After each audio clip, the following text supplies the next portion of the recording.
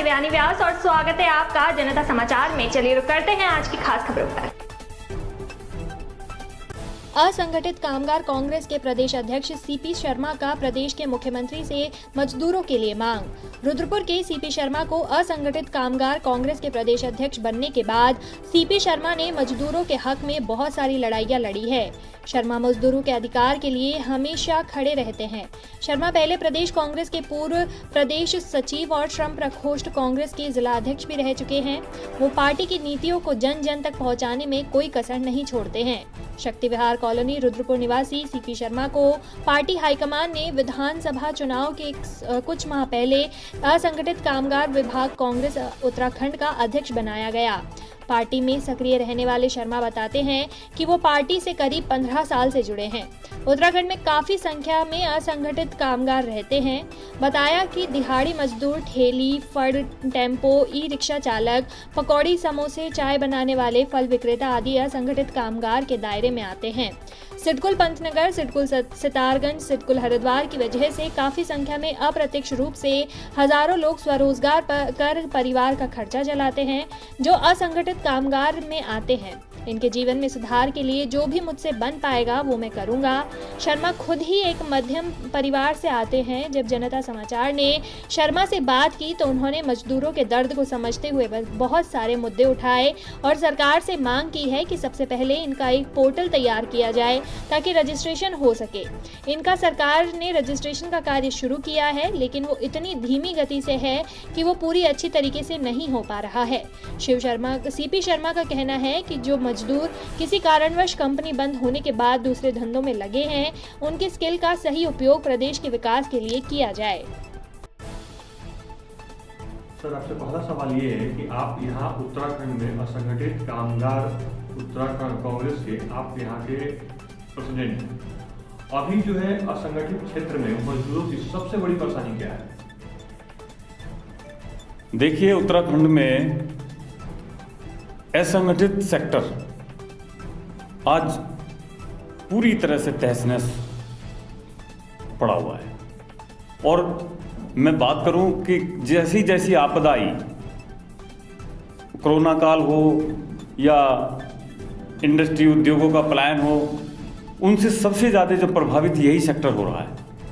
और मैं आपको बताना चाहता हूं कि इस सेक्टर के लिए मुझे कांग्रेस पार्टी ने प्रदेश की कमान दी है और इसमें मैं पूरे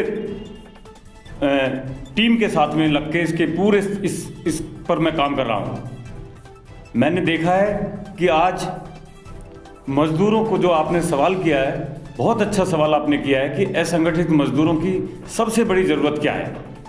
मैं आपको कहना चाहता हूँ कि सबसे बड़ी ज़रूरत है कि आज की डेट में असंगठित मजदूर चाहे पहाड़ में हो, चाहे तराई में हो, चाहे इंडस्ट्री में हो, चाहे उद्योगों में, चाहे बाजार में रेडी लगाता हो, उसका कहीं सरकार के पास कोई डाटा उपलब्ध नहीं है। हमें सबसे पहले मैं आदरणीय मुख्यमंत्री जी से, माननीय मुख्यमंत्री जी से अब यही कहना चाहता हूं कि आप असंगठित क्षेत्र के मजदूरों के लिए एक पोर्टल और एक ऐसा विभाग बनाने का काम करें ताकि उनका प्रत्येक मजदूर का उस टेबल पर डाटा उपलब्ध हो और वहाँ से किसी भी मजदूर का कोई भी ज़रूरत, सरकारी योजनाओं का लाभ, प्राइवेट उद्योगों को उनकी ज़रूरत पड़ती है या किसी को भी कहीं पे भी किसी मजदूर की ज़रूरत पड़ती है जो स्किल्ड मजदूर है। आज स्किल्ड मजदूर, कंपनियों जैसे कंपनी बंद हो जाती है, उस स्थिति में वो मजदूर सड़क पर आ जाता है। फिर वो मूंगफली बेचने का, केले बेचने का, ठेली लगाने का, रेडी लगाने का काम करता है। उसका उपयोग उत्तराखंड के विकास के लिए, उद्योगों के लिए, क्योंकि उसने जो सीखा है उद्योगों से और जो उसको स्किल्ड बनाया है, उसका उपयोग सरकार को करना चाहिए उत्तराखंड की प्रगति के लिए, उत्तराखंड के विकास के लिए। दूसरी चीज मैं कहना चाहता हूं कि न्यूनतम वेतन जो आज मिनिमम वेज है एक दिहाड़ी मजदूर का, वो बहुत कम है। उसमें उसके परिवार का भरण पोषण बहुत मुश्किल है। उसके लिए उनको चाहिए कि इसमें बढ़ोतरी करें ताकि उनके परिवार का खर्चा, उनको कहीं भटकना ना पड़े और उनका घर का खर्चा सुचारू रूप से चल सके। इतना मिनिमम वेज, इतना वेतन उनका मिनिमम कम से कम होना चाहिए।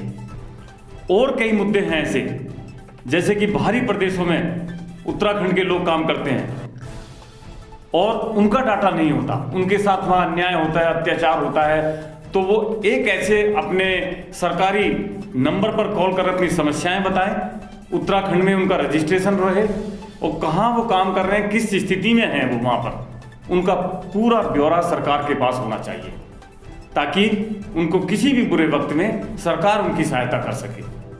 ये पॉइंट असंगठित मजदूरों के लिए मैं समझता हूँ कि उनके जीवन में और उनके उसमें एक बदलाव लाने का काम करेंगे, जो सरकार का दायित्व है। आज कोरोना काल के अंदर कितने मजदूरों का जो है इसमें बर्बाद हुआ, लेकिन सरकार के पास कोई डाटा नहीं। जिनके पास फ़ोन नंबर उपलब्ध होते हैं उनको सहायता मिल जाती है, उनको कुछ योजनाओं का लाभ मिल जाता है, बाकी सब दर दर की ठोकरें खाते सड़क पर भटकते रहते हैं। ये हालात असंगठित क्षेत्र के मजदूरों का है। तो मैं सरकार से यही कहना चाहूँगा कि इनके लिए स्पेशली तौर पर इनके लिए एक अलग से बोर्ड का गठन हो और उस पोर्टल से, उसके माध्यम से इनके प्रत्येक मजदूर का रजिस्ट्रेशन कराकर उनको सरकार की योजनाओं से जोड़ने का, सरकार के को स्ट्रीमलाइन में लाने की ज़रूरत है, जो आज नहीं है। इसलिए मैं यही कहता हूँ असंगठित कामगार की तरफ से, प्रदेश अध्यक्ष की तरफ से, कि सरकार को इसको बहुत गंभीरता से इस पर ध्यान देने की जरूरत है।